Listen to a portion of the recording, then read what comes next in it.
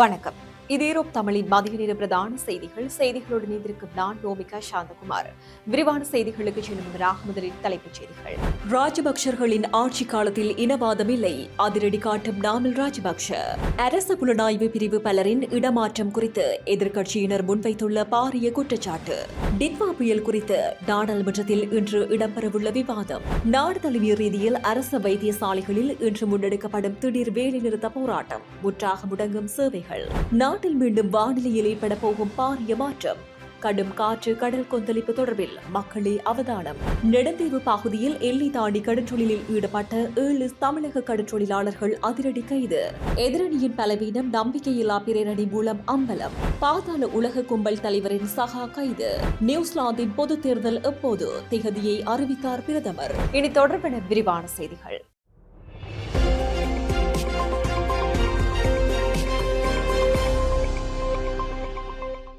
பிரதான அனுசரணை வழங்குவோர் நண்டீஸ் ரெஸ்டாரண்ட் அண்ட் கேட்டரிங் சர்வீசஸ். இலங்கை நாட்டின் ராஜபக்சர்களின் அரசியல் செய்த காலத்திலோ அல்லது பொதுஜன பெரமுன கட்சியிலோ இடவாதம் என்ற செயற்பாட்டிற்கு ஒருபோதும் இடமளிக்கப்படவில்லை என நாமல் ராஜபக்ஷ குறிப்பிட்டுள்ளார்.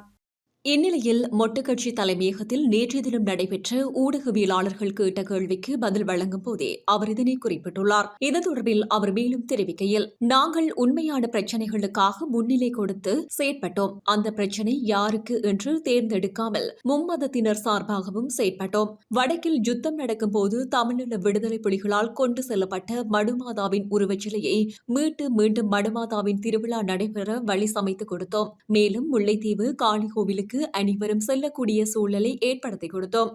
ஆனால் இன்று அரசியலுக்காக எதிர்த்தரப்பினரை குற்றம் சாட்டி உண்மையான பிரச்சனையை மூடி மறைக்கின்றனர். திருகோணமலையில் புத்தர் சிலையை வைத்ததற்காக சில தேரர்களை கைது செய்து சிறையில் அடைத்துள்ளனர். ஆனால் அன்று மீண்டும் போலீசாரே புத்தர் சிலையை மீண்டும் கொண்டு வந்து வைத்தனர். அப்படியென்றால் போலீசாரும் கைது செய்யப்பட்டு சிறையில் அடைக்கப்பட வேண்டும். பௌத்த பிக்குகளுக்கு ஒரு நீதியும் போலீசாருக்கு மாறுபட்ட நியாயத்தையுமே அரசாங்கம் பின்பற்றுகின்றது என அவர் தெரிவித்துள்ளமை குறிப்பிடத்தக்கது.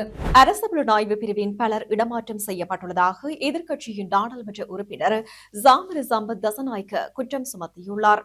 இந்நிலையில் இந்த தேசிய மக்கள் சக்தி அரசாங்கம் ஆட்சி பொறுப்பினை ஏற்றதன் பின்னரான காலப்பகுதியில் சுமார் 40 அரசு புலனாய்வு அதிகாரிகள் மாற்றம் செய்யப்பட்டுள்ளதாக அவர் குறிப்பிட்டுள்ளார். அத்துடன் உயிர்த்த ஞாயிறு தின தற்கொலை குண்டு தாக்குதல்கள் இடம்பெற்ற போது புலனாய்வு பிரிவினரை பாதுகாக்க வேண்டும் என தேசிய மக்கள் சக்தி வலியுறுத்தி வந்ததாக அவர் சுட்டிக்காட்டியுள்ளார். கடந்த காலங்களில் புலனாய்வு பிரிவினரை பாதுகாக்க வேண்டும் என கோஷம் எழுப்பிய தற்போதைய ஆளுந்தரப்பு புலனாய்வு பிரிவைச் சேர்ந்த பலரை இடமாற்றம் செய்துள்ளது என அவர் குற்றம் சுமத்தியுள்ளார். அரச புலனாய்வு பிரிவைச் சேர்ந்த அதிகாரிகளை இடமாற்றுவதற்கான மூலம் அரச புலனாய்வு கட்டமைப்பை சீர்குலைக்க முயற்சிக்கப்படுகிறதா என்ற சந்தேகம் எழுகிறது என அவர் குறிப்பிட்டுள்ளார். மேலும் இவ்வாறு இடமாற்றம் செய்யப்பட்டவர்களின் பெயர் விவரங்களை தாம் நாடாளுமன்றத்தில் ஆவணப்படுத்துவதாக ஜாமர சம்பத் தசநாயக்க தெரிவித்துள்ளமை குறிப்பிடத்தக்கது.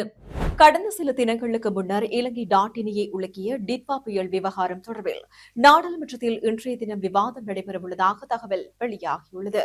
இந்நிலையில் இதற்குரிய சபை ஒத்திவைப்பு வேளை பிரேரணையை பிரதான எதிர்க்கட்சியான ஐக்கிய மக்கள் சக்தி முன்வைக்கவுள்ளது. நாடாளுமன்றத்தில் இன்று முற்பகல் 9:30 மணிக்கு சபாநாயகர் தலைமையில் கூடுகின்ற நிலையில் முற்பகல் 11:30 மணி முதல் மாலை 5:30 மணி வரை டிட்வா புயல் தொடர்பான விவாதத்திற்கு நேரம் ஒதுக்கப்பட்டுள்ளதாக தெரிவிக்கப்பட்டுள்ளது. இப்படி இருக்கும் நிலையில் டிட்வா புயலை எதிர்கொள்வதற்கு முன்னாயத்த நடவடிக்கை எடுக்கப்படவில்லை என எதிரணி குற்றம் சாட்டியுள்ளது.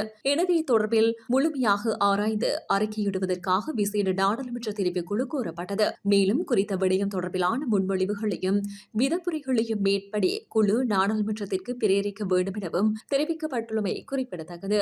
இலங்கையில் உள்ள அனைத்து அரசு வைத்தியசாலைகளிலும் அடையாள வேலைநிறுத்த போராட்டத்தை ஆரம்பிக்க உள்ளதாக அரச கதிரியக்க தொழில்நுட்பவியலாளர்கள் சங்கம் தெரிவித்துள்ளது. இதற்குமைய அக்கறை பெற்று ஆதரவு வைத்தியசாலையில் நிலவும் நிர்வாக சிக்கல்களுக்கு இதுவரை உரிய தீர்வு வழங்கப்படாமைக்கு எதிர்ப்பு தெரிவித்து இந்த வேலைநிறுத்த போராட்டம் முன்னெடுக்கப்படுகிறது. இந்த நிலையில் குறித்த போராட்டம் இன்று காலை 8 மணி முதல் 24 மணித்தியால அடையாள வேலைநிறுத்த போராட்டமாக முன்னெடுக்கப்படவுள்ளதாக அந்த சங்கத்தின் தலைவர் சானக தர்ம விக்ரம குறிப்பிட்டுள்ளார். அத்துடன் மாளிகாவத்து சிறுநீரக வைத்தியசாலையின் பிரதி பணிப்பாளரின் தன்னிச்சையான செயற்பாடுகளுக்கு எதிராக சுகாதார அமைச்சு இதுவரை எந்தவித நடவடிக்கைகளையும் எடுக்காமைக்கு எதிர்ப்பு தெரிவித்து இந்த வேலைநிறுத்தம் முன்னெடுக்கப்படுவதாக தெரிவிக்கப்பட்டுள்ளது. இதேவேளை கிழக்கு மாகாணத்தில் அரசு வைத்திய அதிகாரிகள் சங்கம் ஆரம்பித்த வேலைநிறுத்த போராட்டம் இன்று 5வது நாளாகவும் தொடர்வதாக அதன் ஊடக பேச்சாளர் வைத்தியர் சமில் விஜயசிங்க தெரிவித்துள்ளமை குறிப்பிடத்தக்கது. இலங்கை நாட்டில் கடந்த சில நாட்களாக மழையுடனான வானிலை குறைவடைந்து காணப்படும் நிலையில் தற்போது மீண்டும் ஜனவரி 23ஆம் தேதியிலிருந்து வானிலையில் பாரிய மாற்றம் ஏற்படுவதற்கான சாத்தியப்பாடுகள் காணப்படுவதாக வளிமண்டலவியல் திணைக்களம் எதிர்வு கூறியுள்ளது. நாட்டின் பெரும்பாலான பிரதேசங்களில் பிரதானமாக வறட்சியான வானிலை நிலவும் என எதிர்பார்க்கப்படுகிறது. நுவர்லியா மாவட்டத்தில் சில இடங்களில் அதிகாலை வேளையில் துகள் உறைபனி உருவாகக்கூடிய சாத்தியம் காணப்படுகிறது. மேல் சப்ரகமுவ மத்திய வடமேல் வடமத்திய மற்றும் ஊவா மாகாணங்களிலும் காலி மாத்தறை மற்றும் அம்பாறை மாவட்டங்களிலும் சில இடங்களில் அதிகாலை வேளையில் பனிமூட்டமான நிலை காணப்படும் என எதிர்பார்க்கப்படுகிறது. நாட்டை சூழவுள்ள கடற்பரப்புகளில் காற்றானது வடக்கு கிழக்கு முதல் வடகிழக்கு வரையான திசைகளில் இருந்து வீசக்கூடும். காற்றின் வேகமானது மணித்தியாலத்துக்கு 25 தொடக்கம் 35 கிலோமீட்டர் வரை காணப்படும் என எதிர்பார்க்கப்படுகிறது. மன்னாரில் இருந்து கொழும்பு ஊடாக காலி வரையான கரையோரத்திற்கு அப்பாற்பட்ட கடற்பரப்புகளிலும் ஹம்பாந்தோட்டையில் இருந்து பொத்துவில் வரையான கரையோரத்திற்கு அப்பாற்பட்ட கடற்பரப்புகளிலும் காற்றின் வேகமானது அவ்வப்போது மணித்தியாலத்துக்கு 45 கிலோமீட்டர் வரை அதிகரிக்கக்கூடிய சாத்தியம் காணப்படுகிறது. மன்னாரில் இருந்து கொழும்பு ஊடாக காலி வரையான கரையோரத்திற்கு அப்பாற்பட்ட கடற்பரப்புகளும் ஹம்பாந்தோட்டையில் இருந்து பொத்துவில் வரையான கரையோரத்திற்கு அப்பாற்பட்ட கடற்பரப்புகளும் அவ்வப்போது ஓரளவு கொந்தளிப்பான நிலையில் இருக்கும் என தெரிவிக்கப்பட்டுள்ளது. யாழ்ப்பாணம் நெடுந்தீவு பகுதியில் எல்லை தாண்டி கடற்றொழில் நடவடிக்கையில் ஈடுபட்ட குற்றச்சாட்டில் தமிழக கடற்றொழிலாளர்கள் கைது செய்யப்பட்டுள்ளனர். இந்நிலையில் குறித்த கைது விடயத்தினை கடற்படை ஊடக பேச்சாளர் உறுதிப்படுத்தியுள்ளார்.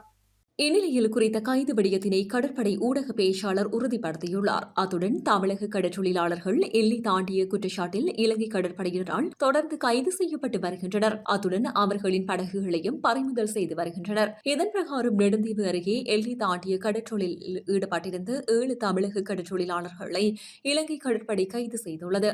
மயிலாடுதுறை மீன்பிடி துறைமுகத்தில் இருந்து கடலுக்கு வந்த கடற்றொழிலாளர்களே இவ்வாறு கைது செய்யப்பட்டுள்ளதாகவும் அவர்களின் 2 நாட்டு படகுகளும் பறிமுதல் செய்யப்பட்டுள்ளதாக தெரிவிக்கப்பட்டுள்ளது. கைது செய்யப்பட்டுள்ள கடற்றொழிலாளர்களை காங்கேசன்துறை துறைமுகத்திற்கு அழைத்து வந்து அடுத்த கட்ட நடவடிக்கைகள் முன்னெடுக்கப்பட உள்ளதாகவும் கடற்படை ஊடக பேச்சாளர் தெரிவித்துள்ளார். ஸ்ரீலங்கா பிரதமர் கலாநிதி ஹரணி அமரசூரியவுக்கு எதிரான நம்பிக்கையில்லா பிரேரணை விவகாரத்தில் எதிரணியினரின் பலவீனம் அப்பட்டமாக புலப்படுகிறது என சபை முதல்வரும் அமைச்சருமான பிமல் ரத்நாயக்க தெரிவித்துள்ளார். இந்நிலையில் தனியார் ஊடகம் ஒன்றுக்கு வழங்கிய நேர்காணலின் போதே அவர் இந்த விடயத்தை குறிப்பிட்டுள்ளார். இதற்கமைய தனியார் ஊடகம் ஒன்றுக்கு வழங்கிய நேர்காணலின் போதே அவர் இந்த விடயத்தை தெரிவித்துள்ளார். இது தொடர்பில் அவர் மேலும் தெரிவிக்கையில், பிரதமர் 23ஆம் தேதி நாடு திரும்புகின்றார். அவருக்கு எதிராக எதிரணிகள் நம்பிக்கையில்லா பிரேரணை ஒன்றை முன்வைக்க உள்ளன. அதற்காக நாம் காத்திருக்கின்றோம். பிரதமருக்கு எதிரான நம்பிக்கையில்லா பிரேரணைக்கு முன்னுரிமை அளிக்கப்பட வேண்டும். பிரேரணைக்கு கையொப்பம் திரட்டே அதனை கையளிக்காமல் இருப்பது எதிரணியினரின் பலவீனத்தை வெளிப்படுத்துகிறது. நம்பிக்கையில்லா பிரேரணை மீதான விவாதத்திற்கு எத்தனை நாட்கள் வேண்டுமானாலும் வழங்குவதற்கு நாம் தயார் எனவும் அவர் தெரிவித்துள்ளமை குறிப்பிடத்தக்கது. வெளிநாட்டில் உள்ள பாதாள உலக கும்பல் தலைவரின் சகா ஒருவர் நேற்று தினம் செவ்வாய்க்கிழமை இரவு வேளை கைது செய்யப்பட்டுள்ளார். இந்நிலையில் குறித்த நபர் குற்றப்புலனாய்வு திணைக்களத்தின் கொலை மற்றும் ஒழுங்கமைக்கப்பட்ட குற்ற கும்பல் விசாரணை பிரிவினரால் கைது செய்யப்பட்டுள்ளதாக தகவல் வெளியாகியுள்ளது. குற்றப்புலனாய்வு திணைக்களத்தின் கொலை மற்றும் ஒழுங்கமைக்கப்பட்ட குற்ற கும்பல் விசாரணை பிரிவினருக்கு கிடைத்த தகவலின் பேரில் சந்தேக நபர் அனுராதபுரம் மேகலேவ ஜியம்பலன் கமுவ பிரதேசத்தில் வைத்து கைது செய்யப்பட்டுள்ளார். இவ்வாறு கைது செய்யப்பட்டவர் கல்கமுவ பிரதேசத்தைச் சேர்ந்த 39 வயதுடையவர் எனவும் அடையாளப்படுத்தப்பட்டுள்ள நிலையில் குறித்த சம்பவம் தொடர்பான மேலதிக விசாரணைகளை குற்றப்புலனாய்வு திணைக்களத்தின் கொலை மற்றும் ஒழுங்கமைக்கப்பட்ட குற்ற கும்பல் விசாரணை பிரிவினர் மேற்கொண்டு வருகின்றனர். நியூசிலாந்தில் பொதுத் தேர்தலை நடாத்துவதற்கு நடவடிக்கை எடுக்கப்பட்டுள்ள நிலையில் எதிர்வரும் நவம்பர் 7ஆம் தேதி குறித்த பொதுத் தேர்தல் நடைபெறும் என அந்த நாட்டு பிரதமர் அறிவித்துள்ளார். இந்நிலையில் தனது தேர்தல் பிரச்சார நடவடிக்கையையும் அவர் ஆரம்பித்துள்ளதாக குறிப்பிட்டுள்ளார். அத்துடன் பிரதமர் கிறிஸ்டோபர் தலைமையிலான கூட்டணி அரசாங்கம் 2023இல் அரையணையேறியது. எனினும் பொருளாதார வீழ்ச்சி, வேலையின்மை வீதம் அதிகரிப்பு உள்ளிட்ட காரணங்களினால் மக்கள் மத்தியில் பிரதமருக்கான செல்வாக்கு சரிந்துள்ளது.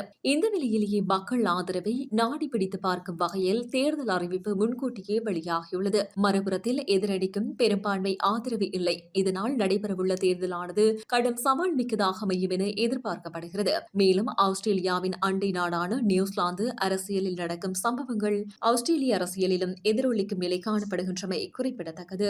செய்திகளின் நிறைவாக மீண்டும் தலைப்புச் செய்திகள். ராஜபக்சர்களின் ஆட்சி காலத்தில் இனவாதம் இல்லை, அதிரடி காட்டும் நாமல் ராஜபக்ஷ. அரச புலனாய்வு பிரிவு பலரின் இடமாற்றம் குறித்து எதிர்க்கட்சியினர் முன்வைத்துள்ள பாரிய குற்றச்சாட்டு. டிட்வா புயல் குறித்து நாடாளுமன்றத்தில் இன்று இடம்பெறவுள்ள விவாதம். நாடு தழுவிய ரீதியில் அரசு வைத்தியசாலைகளில் இன்று முன்னெடுக்கப்படும் திடீர் வேலைநிறுத்த போராட்டம். முற்றாக முடங்கும் சேவைகள். நாட்டில் மீண்டும் வானிலையில் ஏற்பட போகும் பாரிய மாற்றம். கடும் காற்று கடல் கொந்தளிப்பு தொடர்பில் மக்களே அவதானம். நெடுந்தீவு பகுதியில் எல்லை தாண்டி கடற்றொழிலில் ஈடுபட்ட 7 தமிழக கடற்றொழிலாளர்கள் அதிரடி கைது. எதிரணியின் பலவீனம் நம்பிக்கையில்லா பிரேரணி மூலம் அம்பலம். பாதாள உலக கும்பல் தலைவரின் சகா கைது. நியூசிலாந்தின் பொது தேர்தல் எப்போது? திகதியை அறிவித்தார் பிரதமர். இத்துடன் ஈரோப் தமிழின் மதிய நேர பிரதான செய்திகள் நிறைவு பெற்றன. வணக்கம்.